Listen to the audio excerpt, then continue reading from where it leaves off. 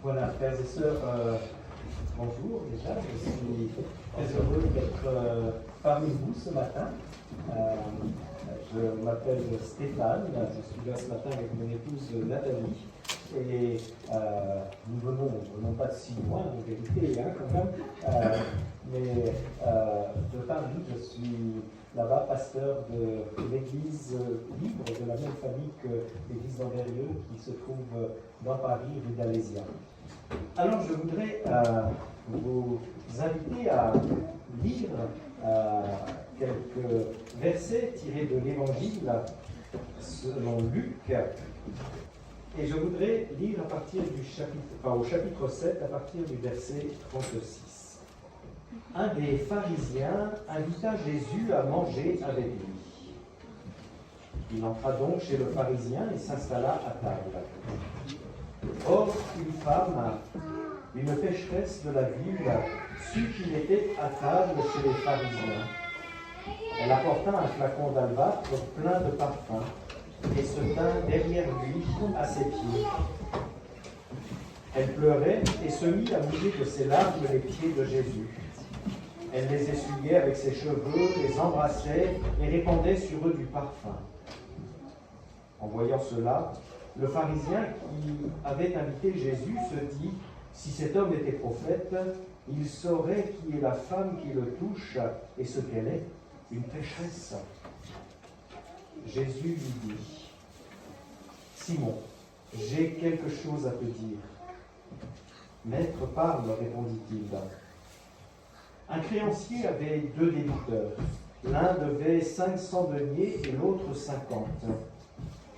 Comme il n'avait pas de quoi rembourser, il leur fit grâce à tous les deux. Lequel des deux l'aimera le plus?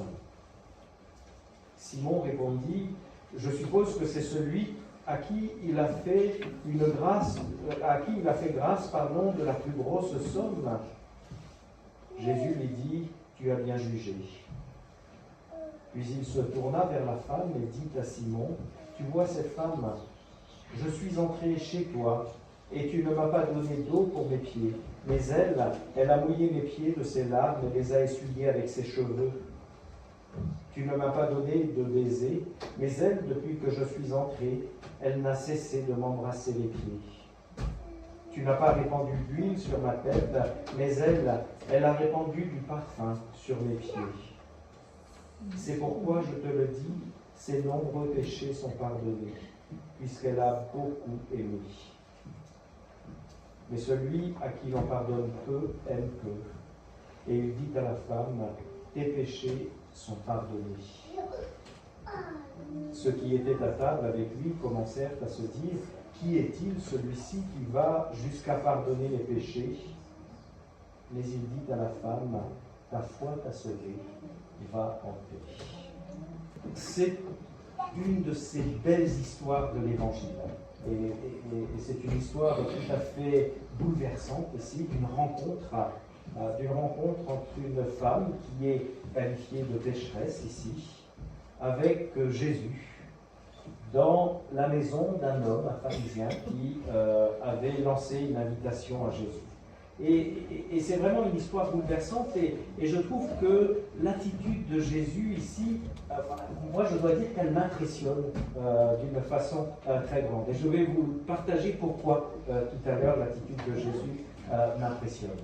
Mais ce que je vous propose de faire, c'est de faire un petit tour des personnages principaux.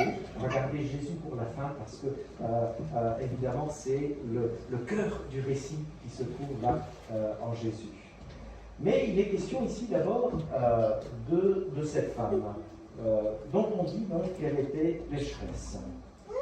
Alors elle est mentionnée tout à coup, là au verset 37, voici une femme, or une femme apparaît ici dans le récit. C'est un petit peu, elle n'est pas présentée tout à fait au début, là, un petit peu comme si jusque-là on l'avait ignorée en quelque sorte. Jésus était invité chez Simon et on n'avait pas porté attention aux autres personnages. Et là, tout à coup, elle apparaît dans le récit et même elle va devenir vraiment le centre de l'attention du récit. Elle va se situer là au centre du récit. Le texte nous dit donc que c'était une pécheresse connue dans la ville, manifestement, hein, puisqu'elle était désignée comme ça. On doit comprendre certainement qu'il s'agissait d'une prostituée dans la ville. Hein. Et il est clair, manifestement, qu'elle ne faisait pas partie des invités. Hein. Et pourtant, elle s'est glissée là, parmi les invités, et elle était présente, et tout à coup, donc, alors que sans doute elle n'était pas invitée, elle va se retrouver là au centre de l'attention et de tous les regards, et certainement de façon tout à fait involontaire. C'est intéressant de voir aussi comment, dans les versets, en deux versets, hein, les versets 37 et 38, beaucoup de verbes sont associés à cette femme. Elle est sujet de 8 verbes en tout, en 2 versets. Hein. Donc, c'est dire que beaucoup de choses vont se concentrer autour d'elle. Si on regarde, un tout petit peu de grammaire, hein, si on regarde même les verbes, on voit que les 4 premiers sont des verbes au participe présent, hein, et les 4 derniers verbes vont suivre un temps de l'indicatif. Hein. Et donc, on pourrait vraiment rendre ces 2 versets de la façon suivante. Hein. Cette femme, donc, ayant appris que Jésus était à table chez le pharisien, ayant apporté un vase de parfum, s'étant placée à l'arrière de Jésus, pleurant à chaudes larmes, tout à coup, elle se mit à mouiller les pieds de Jésus. Et elle les essuyait avec ses cheveux, et elle les couvrait de baisers, et elle les oignait d'huile. Et on voit qu'à ce moment-là, hein, c'est quand les larmes de cette femme touchent les pieds de Jésus, que pour elle, il y a quelque chose qui se passe, que quelque part, son récit commence vraiment. Là, à ce moment-là, les verbes se mettent à l'indicatif, en quelque sorte, pour dire, à ce moment-là, quand ces larmes touchent les pieds de Jésus, quelque chose se met en route dans sa vie, un récit se met en route dans sa vie. Alors, comment cela est arrivé? Est-ce que c'est en se penchant que ces larmes ont touché un peu par hasard les pieds de Jésus? Elle ne s'y attendait pas du tout. Sans doute c'était un peu un incident. Elle n'avait pas prévu les choses de cette façon-là. Ce qui est sûr, en tout cas, c'est que le récit on peut dire, va s'emballer lorsque ces larmes touchent les pieds de Jésus. La femme, on voit, elle fait tout pour essuyer ses larmes dans un premier temps, hein, donc elle n'a pas prévu d'autre chose. Elle essuie avec ses cheveux ces larmes qui sont là sur les pieds de Jésus, et puis elle se laisse emporter par son émotion, et eh bien, elle devient vraiment le centre de l'attention, et tous les regards vont converger vers elle, vont se poser sur elle, et des regards plutôt réprobateurs, même en général, comme on va le voir. Hein. Et on voit donc ici que quelques larmes, et c'est toute une vie qui va basculer. Quelques larmes, et voilà toute une vie qui va basculer. Quelques larmes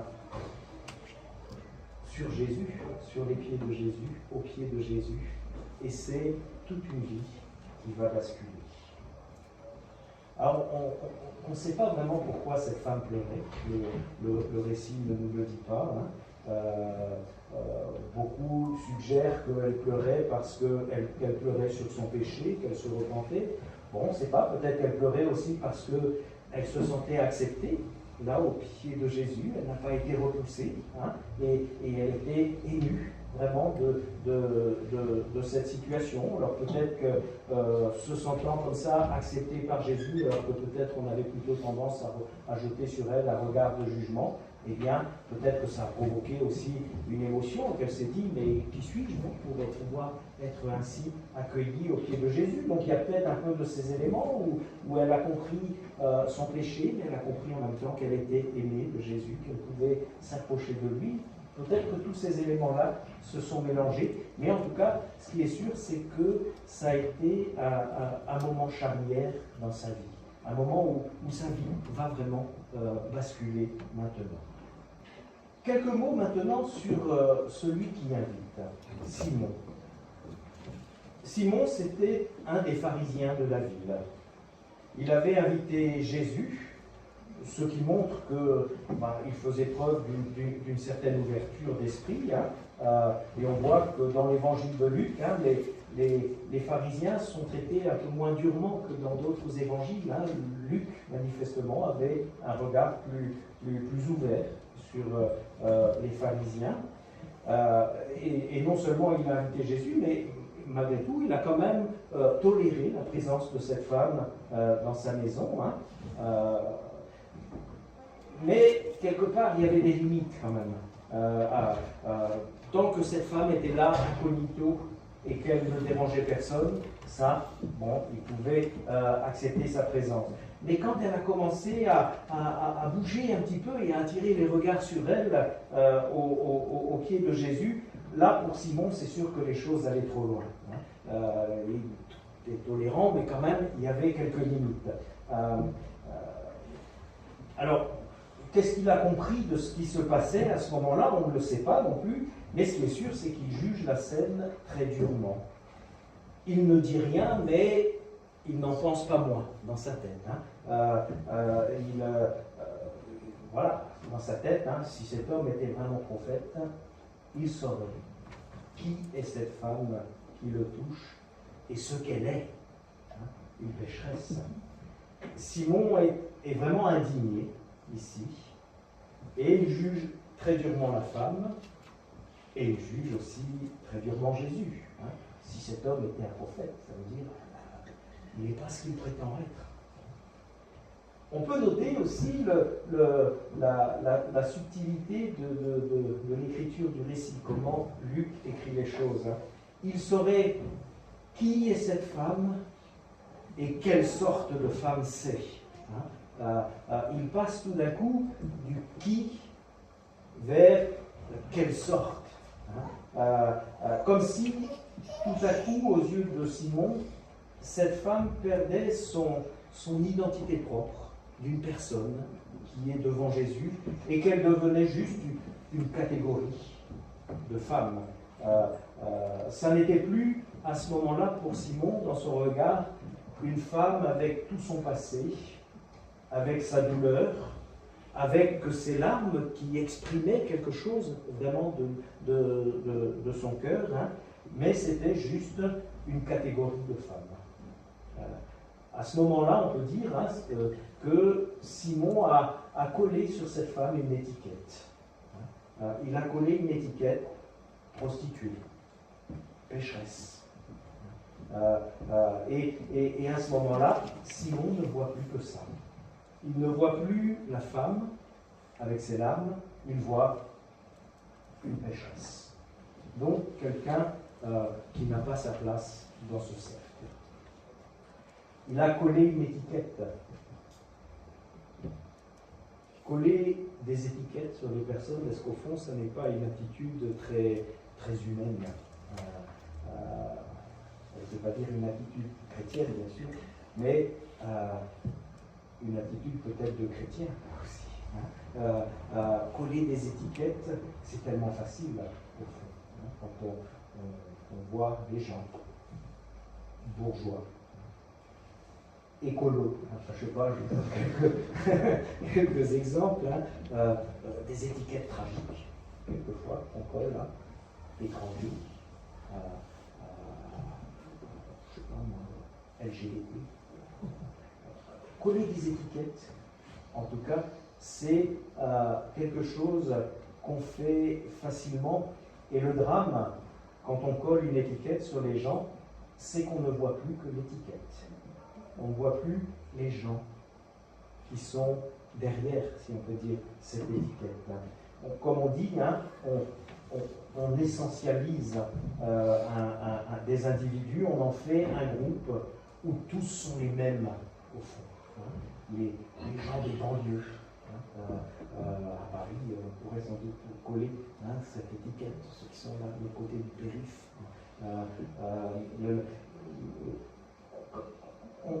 On dit à ce moment-là, ils sont tous pareils.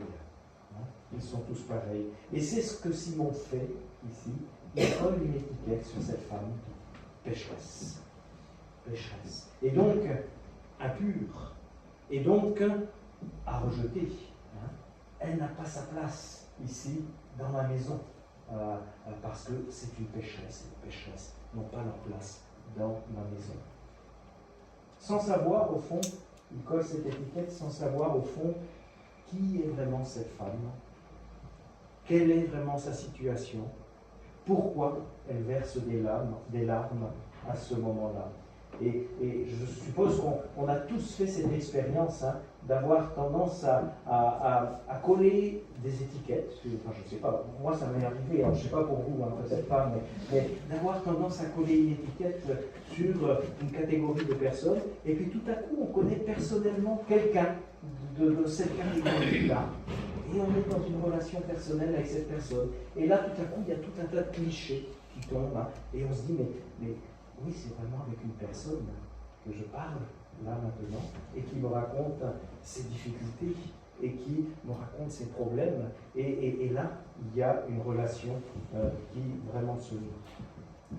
Simon, donc, était un colleur d'étiquettes, on va dire. On va voir que Jésus, lui, n'était pas un colleur d'étiquettes. Ça, on s'en doute fortement. Alors, Jésus, justement, dans ce récit.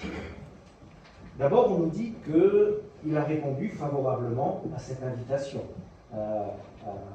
Juste avant notre passage, avant notre récit, il est dit que, d'ailleurs, certains avaient aussi collé une étiquette à Jésus. Hein. Certains l'avaient mis dans une catégorie. Juste avant, on nous dit, voilà, les gens lui reprochaient qu'il répondait à toutes les invitations. Il mangeait et il buvait avec tout le monde, sans distinction, comme ça. Et on lui avait collé une étiquette, hein, glouton, buveur, ami des collecteurs de taxes et des pécheurs. Hein.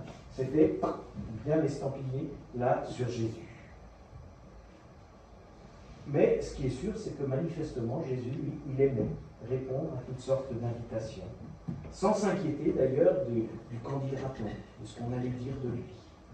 Et déjà, il y a quelque chose qui montre le courage, hein, de Jésus. Il pouvait aller et voilà, ce qu'on dit de moi, c'est les gens qui le pensent. Hein, mais lui, il venait pour accomplir une mission bien précise, et sa mission, eh bien, le porter vers tout le monde, sans distinction de personne.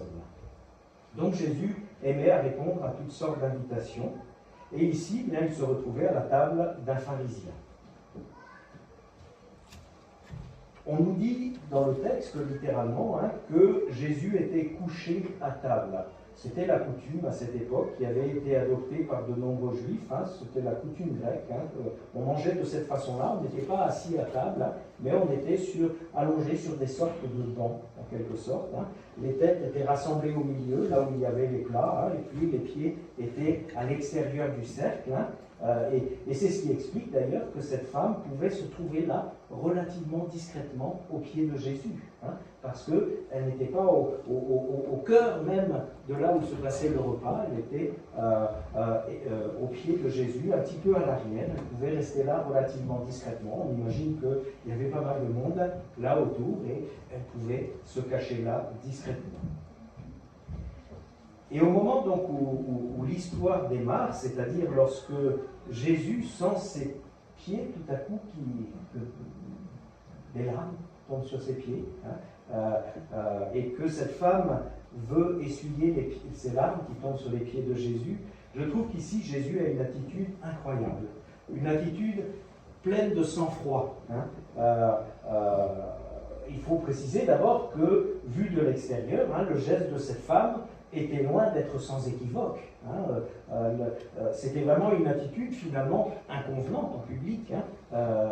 Une manifestation quand même d'intimité qui en tout cas a choqué Simon, hein, et a dû en choquer d'autres dans l'assistance. Hein. Et vraiment je me suis demandé, mais qu'est-ce que j'aurais fait moi si j'avais été à la place de Jésus ici, hein. Qu'est-ce que j'aurais fait? Est-ce que j'aurais joué l'indignation comme Simon? Est-ce que j'aurais juste discrètement replié un petit peu mes jambes, hein, comme ça, et puis là, quelques larmes dessus, mais bon, personne ne saura rien, et l'affaire est réglée, hein. Ça serait passé inaperçu? En tout cas, ce n'est pas comme ça que Jésus a réagi.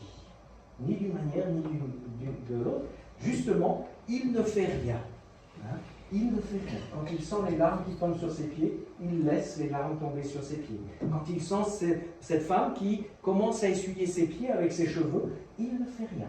Il ne bouge pas les pieds, il ne fait pas l'indigné, il ne replie pas ses jambes. Il laisse cette femme faire ce qu'elle était en train de faire.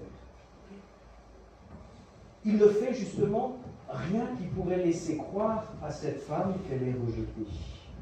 Parce que s'il avait replié ses pieds directement, c'était relation coupée, un point c'est tout, et on n'en parle plus.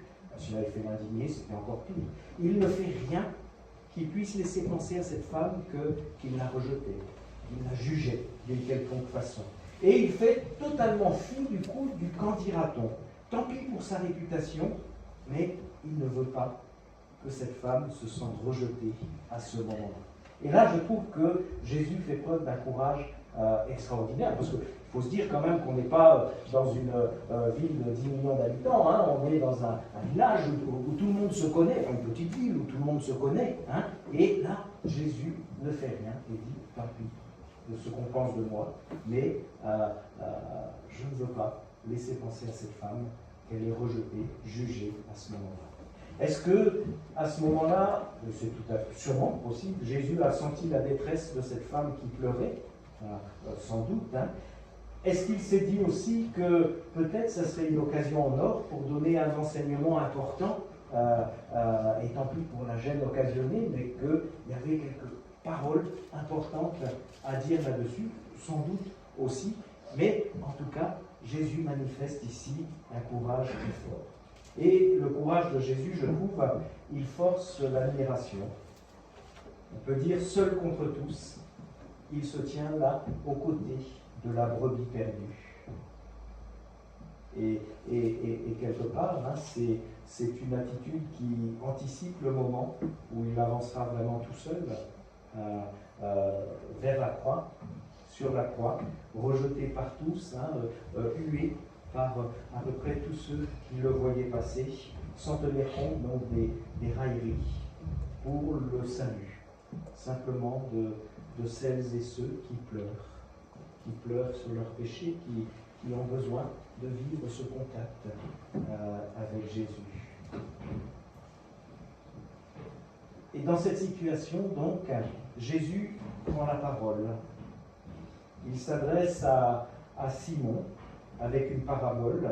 Il fait au fond exactement comme avait fait le prophète Nathan, par exemple, avec David, avec le roi David, qui cherchait lui aussi à dissimuler son péché.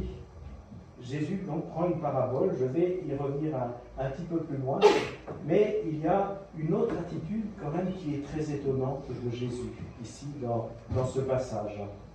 Le verset 44 dit que Jésus se tourna vers la femme et qu'il adressa la parole à Simon. Il se tourne vers la femme et il parle à Simon, qui n'était pas manifestement dans son champ de vision à ce moment-là. Et c'est une attitude assez curieuse. J'ai regardé dans les évangiles, à chaque fois qu'on dit que Jésus se tourne vers quelqu'un, c'est parce qu'il s'adresse à cette personne directement. Donc ça veut dire qu'il avait l'habitude de regarder les personnes à qui il s'adressait. Par exemple, juste au début du chapitre, Luc 7, verset 9, il est dit que Jésus se tourne vers la foule pour s'adresser à la foule. Il regardait là, dans la direction où il parlait. Ou encore, dans Luc 10, 23, on dit que Jésus se tourne vers ses disciples pour s'adresser à eux particulièrement. Jésus aimait manifestement regarder dans les yeux les personnes à qui il s'adressait. Parce que le regard, c'est important aussi pour établir le contact. Et ici, eh bien, on nous dit qu'il se tourne vers la femme et il parle à Simon. Il n'a pas Simon dans son champ de vision. Je me suis demandé, tiens, c'est curieux, pourquoi est-ce qu'on nous dit ça ? Est-ce que ça n'était pas, au fond, pour indiquer, d'une part, qu'en parlant à Simon, Jésus, peut-être, avait aussi s'adressé aussi à cette femme, pour lui dire à cette femme qu'il regardait, je parle à Simon qui est là, mais toi, je ne te lâche pas, dit-il à cette femme. Je parle aussi à toi. Mes regards sont aussi pour toi à ce moment-là. Peut-être pour lui signifier justement que, alors qu'il disait des paroles à Simon, Jésus voyait au-delà de l'étiquette que Simon posait, il voyait la femme qui pleurait et qui avait besoin de soutien. Cette femme qui était dans larmes, et il savait le sens de ces larmes qui étaient versées sur ses pieds. Donc ici, une attitude forte de Jésus, son regard posé sur cette femme en même temps qu'il s'adresse à Simon. Et les paroles que Jésus dit à Simon, eh bien, au fond, elles s'adressent aussi à cette femme. Parce que, on va le voir, ces paroles, elles vont avoir tendance à abaisser Simon et à élever cette femme. Simon, dit Jésus, tu ne m'as même pas donné d'eau à mon arrivée pour me laver les pieds. Donc à cette époque, c'était la base de l'accueil. On donnait de l'eau pour pouvoir que le visiteur puisse laver ses pieds, enlever la poussière qui avait ses pieds. Jésus dit, tu ne m'en as même pas donné de l'eau, tu n'as même pas fait le minimum nécessaire, en quelque sorte. Mais elle a mouillé mes pieds avec ses larmes et les a essuyés avec ses cheveux. Et Jésus va tenir le même raisonnement avec le fait que Simon ne lui a pas donné un baiser quand il rentrait. Et elle a embrassé ses pieds. Et puis, idem, pas d'huile sur la tête. Et elle a donné un parfum de grande valeur. En gros, Jésus est en train de dire à Simon, toi, tu n'as même pas fait le minimum qu'il faut faire lorsqu'on reçoit quelqu'un, mais elle a fait bien plus que ce que toi tu n'as pas fait. Elle a fait bien plus que ce minimum que tu n'as pas fait. Et en dévoilant les insuffisances de Simon, qui lui certainement se croyait au top, en disant, moi, si elle c'est une pécheresse, moi je suis quelqu'un qui respecte les commandements. Et c'est vrai, les pharisiens étaient réputés pour le respect des commandements. Il n'y a pas de raison de dire que ce n'est pas le cas de Simon. Mais donc il se considérait vraiment au top, bien au-dessus de cette femme. En dévoilant les insuffisances de Simon, Jésus révélait la valeur de l'attitude de cette femme. Son geste, dit Jésus, au fond, même s'il pouvait apparaître comme ça, vu de loin, son geste n'avait rien d'inconvenant. Ses larmes étaient infiniment précieuses pour Jésus qui les recevait. Jésus, à ce moment-là, fait vraiment ce pourquoi il est venu. Selon l'évangile de Luc, au début de l'évangile de Luc, vous savez, dans le Magnificat, le cantique que Marie prononce avant la naissance de Jésus, eh bien, il y a cette fameuse phrase, il disperse les orgueilleux et il élève les humbles. Eh bien, Jésus est en train de faire ça à ce moment-là. Il est en train de dire à Simon, voilà, toi tu es parmi les orgueilleux.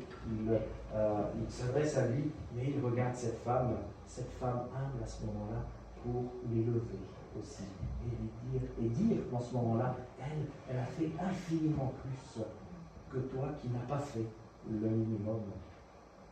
Et en se tournant vers elle, Jésus disait vraiment à cette femme qu'il ne la repoussait pas, mais vraiment qu'il accueillait son geste, et en accueillant son geste, qu'il l'accueillait elle, comme elle était, telle qu'elle était à ce moment-là. Contrairement à Simon, on voit que Jésus n'a pas collé une étiquette sur cette femme. Il ne l'a pas rangée dans la catégorie pécheresse, perdue à tout jamais, inapprochable. Jésus a vu bien au-delà. Il a vu la personne qu'elle était. Il a vu ses larmes. Il a vu sa souffrance. Il a vu peut-être son repentir à ce moment-là. Et cela fait toute la différence. Il a été en relation vraiment avec cette femme. Il a compris ce qu'il y avait dans son cœur. On peut vraiment essayer d'imaginer le regard de Jésus sur cette femme. Les évangiles parlent souvent de Jésus qui regarde, de ce regard de Jésus. Peut-être un regard identique à celui dont il sera question un petit peu plus loin dans Luc 22, 61, où il est dit que Jésus, marchant vers le Sanhédrin qui allait le condamner, a tourné ses regards vers Pierre, qui venait de le trahir, hein, et il l'a fixé, il a regardé Pierre à ce moment-là. C'est difficile d'imaginer certainement l'intensité de ce regard à ce moment-là, hein, qui a traversé, vu l'intensité de ce qui venait de se vivre, Pierre qui se sentait à ce moment-là vraiment un moins que rien, hein, au plus bas de tout, et j'imagine le dégoût de lui-même qu'il pouvait avoir à ce moment-là, Pierre, hein, et puis là, Jésus qui le regarde, hein, comme pour le repêcher, en quelque sorte, hein, et lui dire « je te vois, je te vois ». Et l'intensité de ce regard à ce moment-là, on imagine que le regard de Jésus sur cette femme, il devait être quelque chose de cet ordre-là. Un regard qui dit l'accueil, qui dit la bonté, qui dit l'amour même de Dieu à la personne qui est regardée. Alors un tout petit mot pour finir sur la parabole que Jésus dit et son explication. Hein. Le créancier qui a 2 débiteurs, l'un qui doit 500 deniers. 500 deniers, en gros, c'est 500 jours de travail au SMIC. Hein. Donc, rien quand même, hein. C'est déjà une belle somme. L'autre en doit 50, ce qui est déjà pas mal non plus. Hein. Le maître remet la dette aux deux. Et à la question de Jésus, eh bien, Simon répond tout à fait logiquement que c'est celui à qui on a remis la plus grosse dette qui manifestera le plus de reconnaissance. Et Jésus lui dit qu'il a bien répondu, Simon, et conclut en disant que plus la dette remboursée est importante, plus la reconnaissance est grande. Plus il nous a été pardonné, plus on est capable d'aimer. Le problème, c'est que Simon, au moment où Jésus lui racontait la parabole, n'a sans doute même pas vu qu'il était concerné. Peut-être qu'il n'a même pas compris qu'il était concerné. Il ne se considérait pas comme vraiment pécheur. Donc sa dette, ce n'était même pas 50 deniers, un ou deux petits deniers. Hein. On peut passer là-dessus. Il se croyait plutôt juste. Et en tout cas, ce qui est sûr, c'est qu'il se croyait meilleur que cette pécheresse. Elle, sa dette, c'était sans doute pas 500 deniers, hein, mais quelque chose d'important. Et Jésus lui explique que c'est précisément pour cela qu'il a été incapable de manifester de l'amour. Parce qu'il était totalement satisfait de lui-même, de sa belle personne. C'est parce qu'il était satisfait de lui, de sa belle personne, qu'il pouvait ainsi juger les autres en leur collant des étiquettes sans même chercher à les comprendre. On aurait pu sans doute coller une étiquette aussi sur la tête de Simon en disant propre juste, hein, c'est la propre justice, hein, celui qui se croit juste. Hein. Mais Jésus ne fait même pas ça. Hein. Il parle aussi avec Simon. Il essaye de le faire comprendre aussi quelque chose à travers cette parabole. Et Jésus n'est pas en train de dire à Simon, lorsqu'il parle de 500 deniers, 50 deniers, il n'est pas en train de dire à Simon, au fond, c'est vrai, toi tu as peu de péché à côté d'elle. Ce n'est pas du tout ça que Jésus est en train de dire à Simon, mais plutôt, il dit à Simon que s'il était capable de se considérer aussi pécheur que cette femme, alors lui aussi, il serait capable d'aimer et de ne pas être quelqu'un qui juge. S'il était capable de reconnaître, lui aussi, la profondeur de son péché, du péché de son cœur, eh bien, il serait capable d'aimer autant que cette femme a pu manifester de l'amour et de la reconnaissance pour Jésus.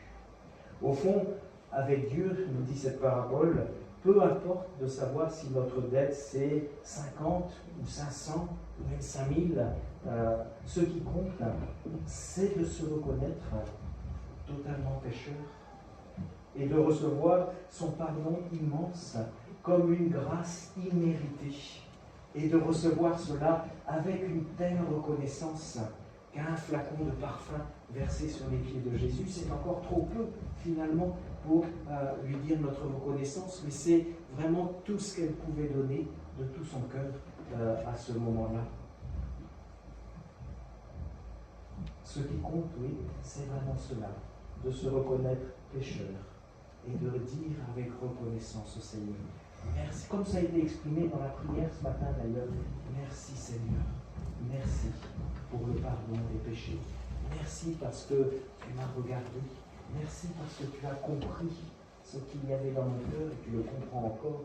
Tu sais la douleur de mon cœur, tu sais les raisons de mes larmes, tu sais ce qu'il y a là dans mon cœur. Merci Seigneur de comprendre cela. Merci de m'accepter comme je suis.